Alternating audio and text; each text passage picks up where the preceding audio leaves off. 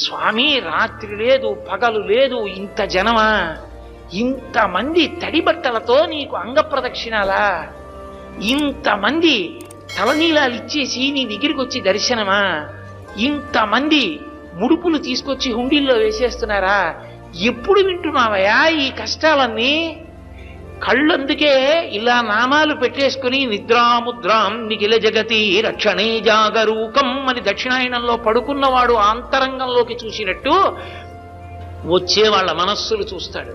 వ్యాసుడు అందుకే ఓ మాట అన్నాడు, వెంకటాచల క్షేత్రంలో వెంకటేశ్వర స్వామి వారి ముఖమండలం బహుప్రసన్నంగా ఉంటుంది.